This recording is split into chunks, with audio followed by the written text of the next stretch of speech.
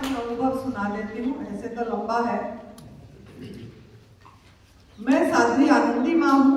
मेरा phone number है 8219172304 8219172304।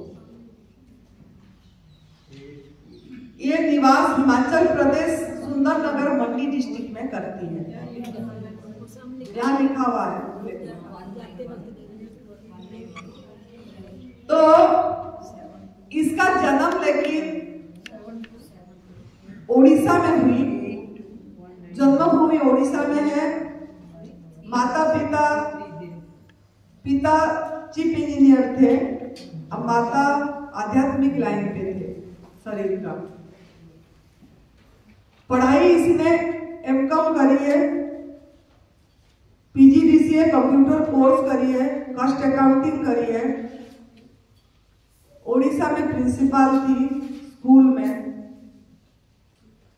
22 साल उम्र में शरीर की, जब 22 साल उम्र थी तब शरीर ने घर त्याग करी है।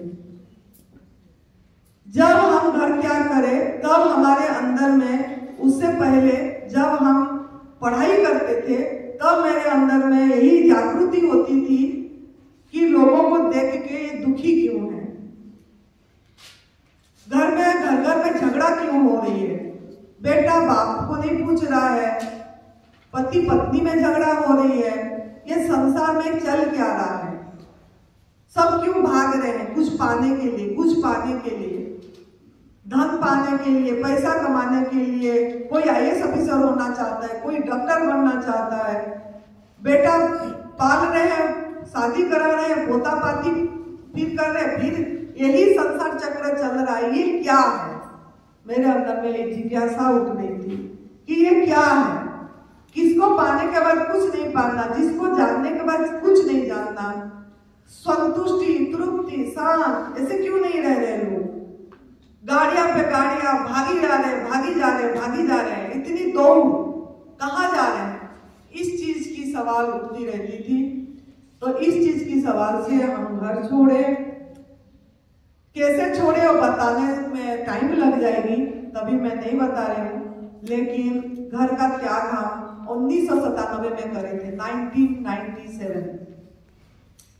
जब घर छोड़े हम 2 साल हम हमारा माताजी के साथ छोड़े थे। माताजी हमारा आध्यात्मिक में थे। उनकी इच्छा थी मैं सत्संग सुनाऊं, गीता भागवत, किसी गांव में जाके, ऐसे गांव में जहां कोई भी साधु संत नहीं जाते। तो उनके साथ घर छोड़े और माँ का पूरी दायित्व इस शरीर ने लिया था। माँ को हमने बोले थे कि आप पैसे नहीं मांगना है किसी से, कमाया भागवत सुनाने से, गीता सुनाने से नहीं मांगना है। आपने इसको पढ़ाए लिखाए हो, बड़े करे हो, तो आपको वो चीज जो भी मिलेगा हम ये करेंगे। तो जब हम पढ़ते थे, जब पढ़ते थे,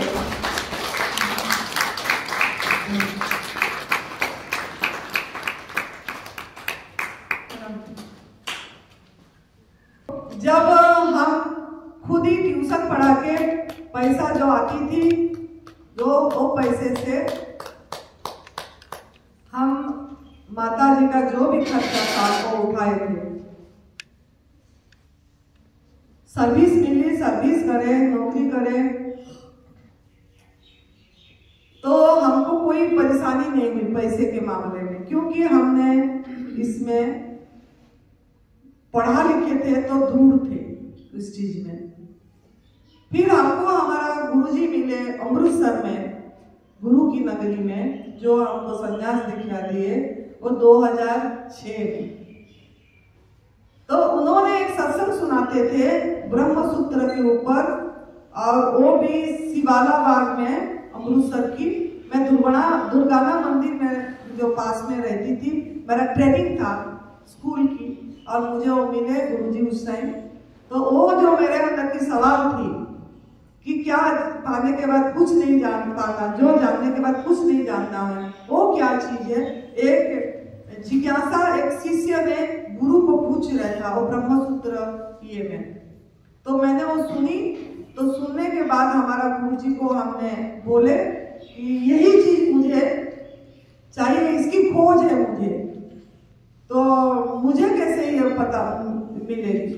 तो हमारा गुरुजी ने बोले एक सापा हो जा, एक तरफ हो जा, तूने पैसा भी कमाएगी, तूने ये भी करेगी, संसार में जाती रहेगी, वो करेगी, सब चीज ऐसे ऐसे करती रहेगी, और तूने को ये भी चीज मिले तो वो नहीं हो पाएगा, तेरे को एक तरफ होना पड़ेगा, एक पासा हो जा बोले।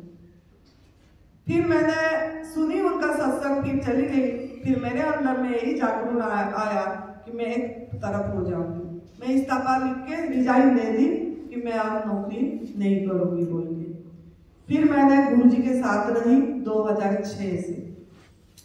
लेकिन मैं मेरे गुरुजी को हर समय बीमार देखती थी, बीमार। गुरुजी को देखते थे, गुरुजी बाईपास हार्ट सर्जरी हो गया 2006 में। 2010 में उनको प्रोस्टेट कैंसर हुई। उनका डिस्क प्रॉब्लम था तो नीचे नहीं बैठ पा रहे थे, हमेशा ऐसे बैठना पड़ता था उनको।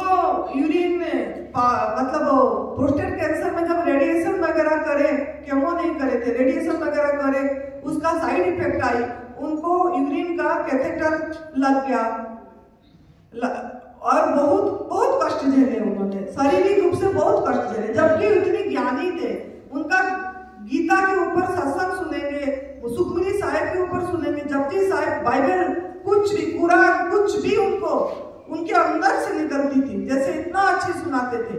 लेकिन फिर भी वो मतलब दर्द में थे, कष्ट में, हर समय अस्पताल जाते थे। ये चीज देख के मुझे मेरे अंदर में आती थी कि इतनी ज्ञानी होके भी, इतने ये होके भी इतना डिपेंडेंट जीवन क्यों। फिर मेरे पे आती थी कि मैं भी एक इसी लाइन पे आ गई, मैंने इसी रास्ते पे आई हूँ, मुझे भी क्या ऐसा डिपेंडेंट होना पड़ेगा आगे। तो मेरे को ऐसा डिपेंडेंट जीवन नहीं चाहिए, मैं भी स्वस्थ रहूं और गुरुजी भी स्वस्थ रहे, तो मेरे को कुछ रास्ता ढूंढना पड़ेगा। तो मैंने ढूंढती रहती थी। तो मुझे 2010 में डॉक्टर NK शर्मा जी की एक किताब मिली थी, मिल कीजिए साइलेंट किलर। तो वो बुक पढ़ी मैंने, तो उनको मैंने मिलने गई। और डॉक्टर NK शर्मा तब ज्यादा प्राकृतिक आहार के ऊपर ही बोलते थे, लेकिन अभी तो उनका थोड़ा अलग अलग मिक्स हो गई। लेकिन उस टाइम उन्होंने बोलते थे नेचर के ऊपर बहुत ज्यादा। तो वो बोले प्राकृतिक आहार खाओ, गवर्नमेंट फूड पे रहो, और आपका गुरुजी को भी रखो, वो ठीक होगी। फिर मैंने ऐसे आई। फिर मैंने 2 साल प्राकृतिक आहार पे थी, 2010 से 2012, 2 साल थी। लेकिन वो मुझे सपोर्ट नहीं आई, क्योंकि जब मैं दूध छोड़ी थी तब मैं एक रोग कारक सोच के छोड़ी थी कि मिल के मतलब ये दूध जो है ये बीमारी देती है, इसमें मुझे हिंसा नहीं दिखी थी। मैं तो बचपन से मांसाहार नहीं खाए थे, पैदाई से नहीं थी, लेकिन ये चीज थी। लेकिन इसमें मैं हिंसा नहीं देखी थी, क्रूरता नहीं देखी थी, मुझे इसमें मैं किसी को दुख दे रही हूँ, दर्द दे रही हूँ, ये फीलिंग नहीं आई थी। तो मुझे यूनिवर्स ने फिर से पूरी तरह गवर्नमेंट फूड में नहीं रख पाई। मैं फिर एक टाइम भोजन पे 2 साल बाद आई थी। मेरा पैदाई से अस्थमा थी, पैदाई से अस्थमा थी। मुझे माता पिता ने बहुत जगह में ले चुके थे, सभी थेरापी कर चुके थे, जो योगा, प्राणायाम, आयुर्वेदिक, होम्योपैथी, एलोपैथी, इन्हेलर लेना हर समय पड़ता था। जब परिवर्तन करते थे, मौसम परिवर्तन में जुकाम खांसी हो जाती थी, ये सब थी मेरे में। तो मेरे 2 साल में ये सब चीजें काफी ठीक हो गई थी, 80% ठीक हो गया था, क्योंकि मैं उपवास भी करती थी, तब नवरात्र वाटर फास्टिंग करती थी। जब मैंने वो पढ़ी थी, काफी नेचर बुक पढ़ी, तो उसमें पता था कि उपवास सबसे बड़ा महत्वपूर्ण रोल करता है। तो मैंने इसीलिए जलाहार पे रहती थी जब नवरात्रि में, तो उससे भी बहुत ठीक होता था शरीर, क्योंकि तब ड्राई फास्टिंग के बारे में पता नहीं था, तो मैंने वाटर फास्टिंग करती थी। लेकिन जो मैं वो नहीं समझी थी, तो हमारा गुरुजी ये रास्ता को नहीं समझ पाए। फिर उन्होंने मुझे प्रेशर करे कि आप पका वाला भोजन खाओ, आप जहां भी जाते हो मना करते हो कि मैं ये नहीं खाऊंगी, मैं वो नहीं खाऊंगी। जब तक वो मिक्सी साथ में रखी है, एक हेड ग्राइंडर रखी है, पूरी किचन इसकी साथ चलती है और वो जहाँ भी जाती है अपनी जूस बनाती है, पीती है, मुझे देती है और लोगों को मना करती है, ये नहीं खाऊंगी, वो नहीं खाऊंगी, ये अच्छा बात नहीं है। फिर उन्होंने मुझे राजी नहीं हुए, बोले उनके सामने मुझे खिलाया कि मेरे सामने तो खाना पड़ेगा पका वाला मुझे। फिर खाना पड़ा, फिर मेरे को पूरी तरह से मुझे रिलीफ नहीं आई। हाथ में पका वाला भोजन खाने से रिलीफ नहीं आएगी, मतलब 20, 25, 40% तो था, नेचर फूड जाती थी, लेकिन पूरी की ओर नहीं हुआ वो चीज। फिर मुझे 2019 में ये रास्ता मिला, एडवांस न्यू डाइट सिस्टम, तब सेवा सुमिरन का मार्ग, वो उड़ीसा में ही मिला मुझे। एक जो पैदाइश से जो स्वामी जी, निरंजन स्वामी जी हैं, उन्होंने ये रास्ता उड़ीसा में लेके दिखाए थे, तो उनसे मुझे प्राप्त हुआ। फिर मैं इस रास्ते पे चली। जब चली मेरे गुरुजी से किसी से बात नहीं हुई थी। मैं 1 साल पूरी ये रास्ता कर चुकी थी, मैं क्योर हो चुकी थी।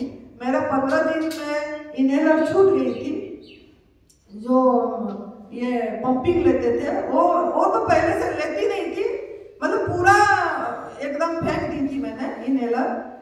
बाकी मैं चढ़ाई नहीं चढ़ पाती थी, जैसे पहाड़ी, मैंने पहाड़ी चढ़ पाई।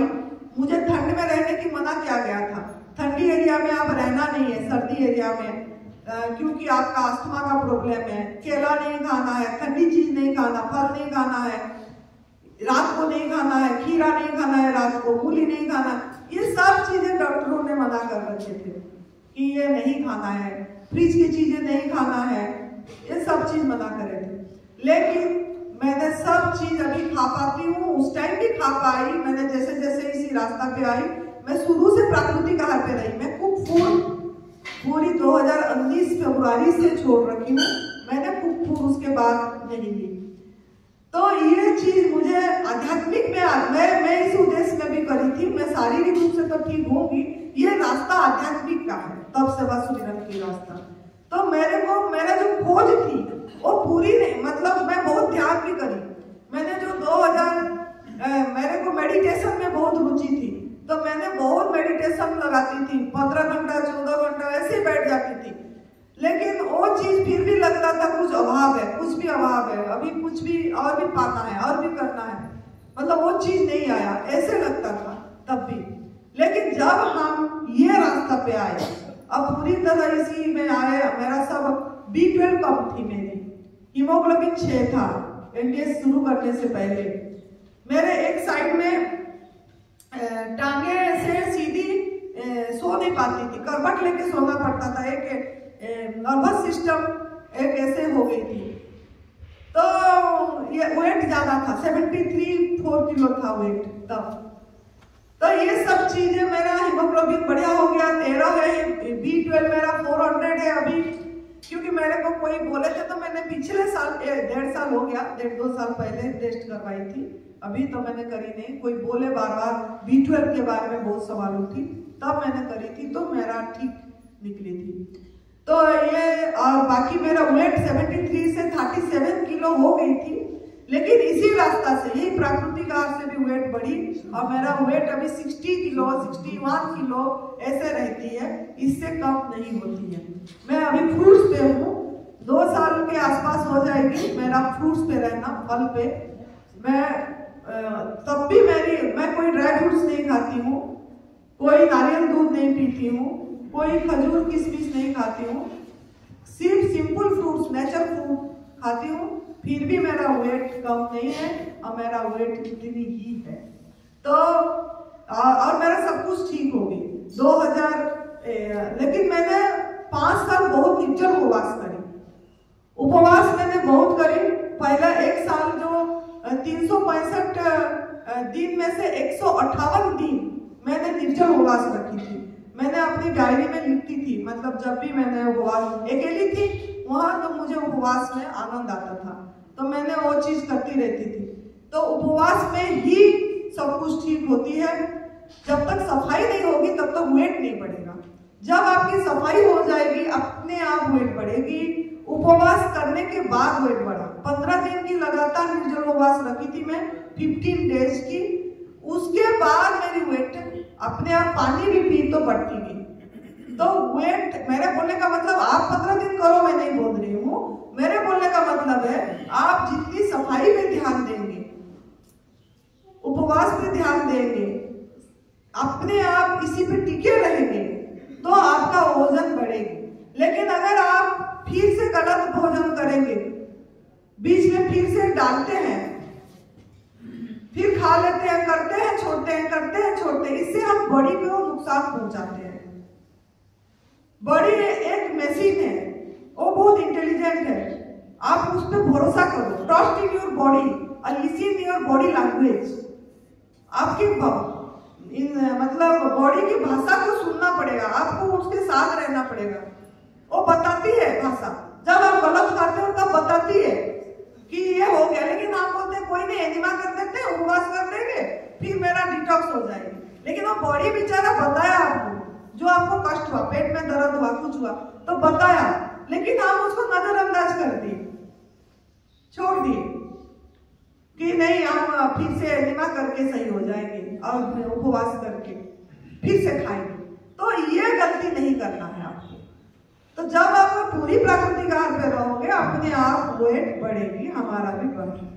तो ये सब मेरे को लाभ हुई। उसके बाद ये तो मेरे शारीरिक लाभ हुई, मेरे को मानसिक रूप से इतनी शांति बढ़ गई, मतलब मुझे कुछ नहीं चाहिए। मतलब मेरे को जो करने की भाव था, मुझे अभी करना है, मुझे ध्यान करना है, मुझे बैठना है, मुझे अभी मेरे को समय बर्बाद नहीं करना है। मेरे को पहले था मैं सेवा करूंगी, वीडियो दूंगी तो मेरे सुमिरन में बाधा पड़ेगा, ऐसे सोच के मैं 6-7 महीना गुरुजी को वीडियो नहीं दी। वीडियो गुरुजी ने मुझे बोले आपकी वीडियो दो, अपलोड करेंगे यूट्यूब में, आपका बात लोगों ने ज्यादा सुनेंगे, आप इस कपड़े में हो तो उन्होंने मुझे खड़े करे।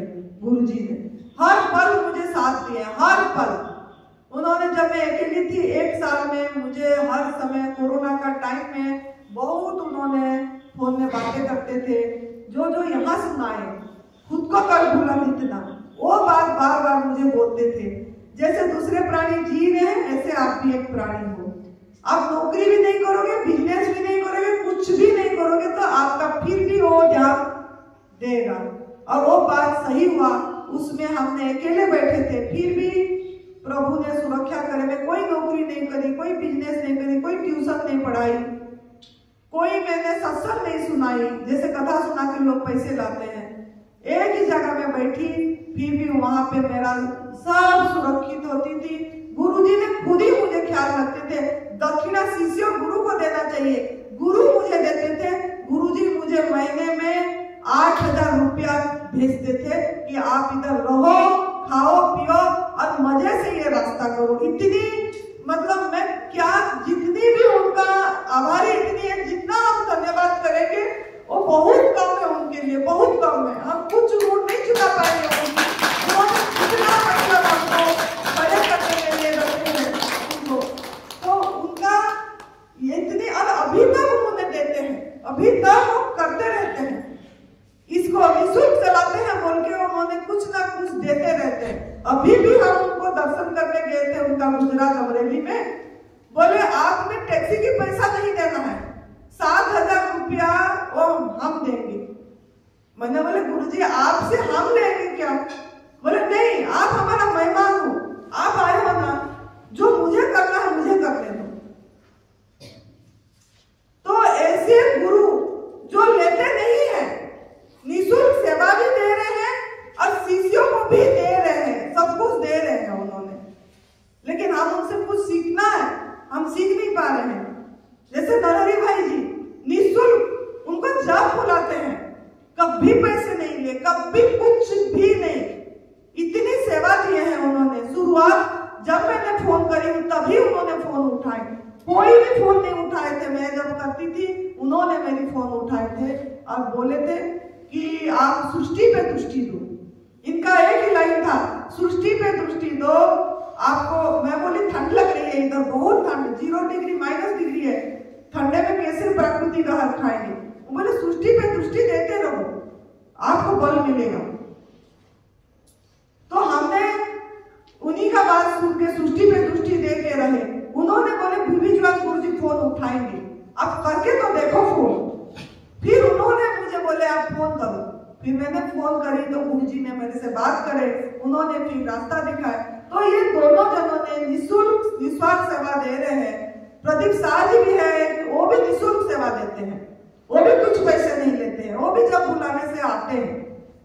तो इनका ये को सलाम करना है, सब कोई करताल में ताली में उनको धन्यवाद दीजिए कि इन लोगों का महान व्यक्तित्व है आज हम यहाँ करते हैं।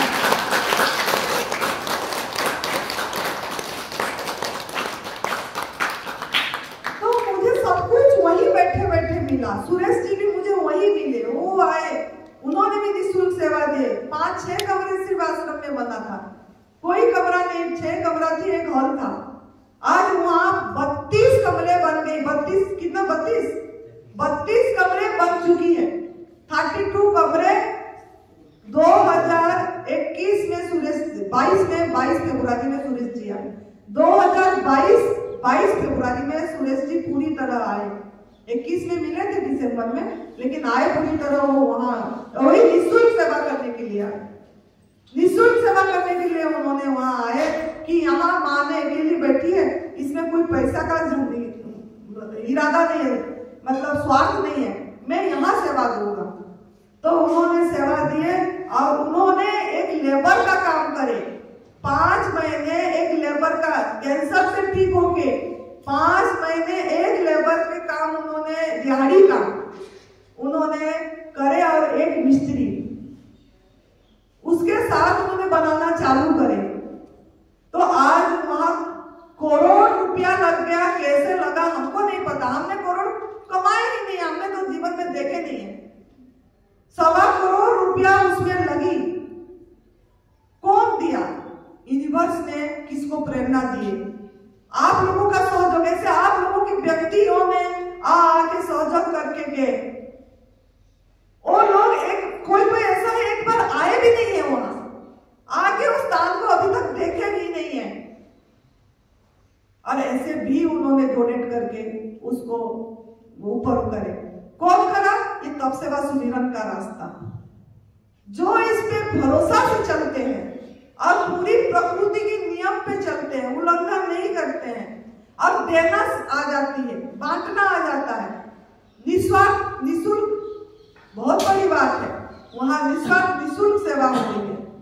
किसी को कोई डिमांड नहीं है पर डे का, कि पर डे कोई 5,000 दे, 4,000 दे, 3,000 दे। ले रहे हैं लोगों, कितने लोगों ने क्या क्या ले रहे हैं। फोन में बात करने का भी पैसा लेते हैं। एक मैं व्यक्ति को फोन करी थी, भाई से फोन करने से पहले उन्होंने पहले अकाउंट में पैसे डालो, फिर मैं बात करूंगा बोले। लेकिन इन्होंने बिना पैसे से फोन में बात करे, जब बोले तब फोन में बात करते हैं। फोन में बात करने के भी पैसे नहीं लेते, लेकिन ले रहे हैं लोग। तो हम अगर निस्वार्थ भाव से करते हैं, निःशुल्क करते हैं, यूनिवर्स अपने आप सपोर्ट करता है। वो बन गया। साथ में हरिद्वार में एक सेंटर है हमारा तप सेवा सुमिरन का, साधना केंद्र, 8 कमरे बन गई, हॉल बन गया, वो भी 1 साल के अंदर बनी, वो भी वहां भी चलती है। तो वो सेंटर भी बन गई। ये भी इन्होंने, माँ ने देखो बनाए, ये चलाने वाले नहीं है, सेवक की कमी है। उन्होंने भी, राजकुमार जी ने भी जो मेहनत करे, माँ ने जब भी आए बोले यहीं पे सेवा दो, उन्होंने भी समर्पित करा, ये बनाए नहीं दिया। हम तो एक भी पैसा यहाँ खर्च भी नहीं करे, एक भी पैसा खर्च भी नहीं करे, फिर भी बनाए इन्होंने सेवा के लिए दे दिए। एक कमरा को कितने हजार लेते हैं बाहर अगर हम शिविर करते हैं। तो जब हम इस रास्ते पे चलते हैं, सब कुछ मिलती है, सब कुछ शांति, सुकून। जो आपने ध्यान में जो सोचते हैं, ध्यान करने से, ध्यान क्यों करते हैं? कि हमको आनंद मिले, खुशी मिले। वो चीज जब आप इस रास्ते पे जाओगे, सफाई करोगे, पूरी इसी आहत पे आओगे और जो हो रहा है होने दोगे। गुरुजी ने क्या बोले? जो हो रहा है होने देना है, आपको इंटरफियर नहीं करना है। विश्वास के साथ, बॉडी के साथ हमारा कुछ भी थोड़ा होता है, हम परेशान हो जाते हैं। डिटॉक्स सिम्टम आती है, कोई जलन हो गया, दर्द हो गया, खांसी हो गई, छोड़ देते हैं, बुखार आ गया छोड़ देते हैं रास्ता, खाना खाने लग जाते हैं। ऐसे नहीं, भरोसा करना है, विश्वास। बॉडी बहुत आपके अंदर वो अखंड शक्ति है, वो सही करेगा, जीवनी शक्ति। तो अखंड आनंद, अखंड स्वास्थ्य, अखंड शक्ति, अखंड ज्ञान, अखंड प्रेम, सब कुछ आपके अंदर है। इस चीज की अनुभूति मुझे इस रास्ता से आई, तो आप लोग भी इसको अपनाएंगे तो आपको भी इसी रास्ता में यही अनुभूति आएगी। आर्थिक रूप से, शारीरिक रूप से, आध्यात्मिक रूप से, सभी क्षेत्र में आपको लाभ मिलेगी अगर आप निस्वार्थ और निःशुल्क सेवा करेंगे। अगर आपको ये रास्ता मिला, अब ठीक हुए, फिर पैसा लेने लग जाए, हमको तो ये मुफ्त मिला, हमने पैसा लेने लगे, तो हाय हाय में रहेंगे, हर समय अभाव की अनुभूति में रहेंगे। हमको कोई अभाव की अनुभूति नहीं है, हम कंप्लीट है, टोटल है, संपूर्ण है, परिपूर्ण है। इस चीज की अनुभूति आ रही है, भाई जी को भी आ रही है, गुरु जी को भी आ रही है। हमको कुछ नहीं चाहिए, कंप्लीट। तो आपको भी ये भाव आएगी। लेकिन अगर कमाओगे इसी रास्ते पे तो ये भाव नहीं आएगी, कभी भी नहीं आएगी। और ये पांचों चीज जो है आप आपके अंदर अनुभव नहीं कर पाएंगे। तो आप ये रास्ता को लाइफस्टाइल बनाओ, इतनी मैं आपको निवेदन कर रही हूँ। और इस रास्ते पे चलो, यही मेरा अनुभूति है। और हर समय हंसो, खुश रहो। आप सभी को धन्यवाद। नरहरि भाई जी को भी बहुत बहुत धन्यवाद। उन्होंने सब बोले सब आपके खड़े होते हैं, आते हैं और बोलते हैं, और कभी भी किसी चीज में मना नहीं करे, कभी भी किसी चीज में मुझे मना नहीं करे हैं, और सहयोग करे हैं, सहयोग करे हैं सभी चीज। तो thank you, thank you, thank you. जय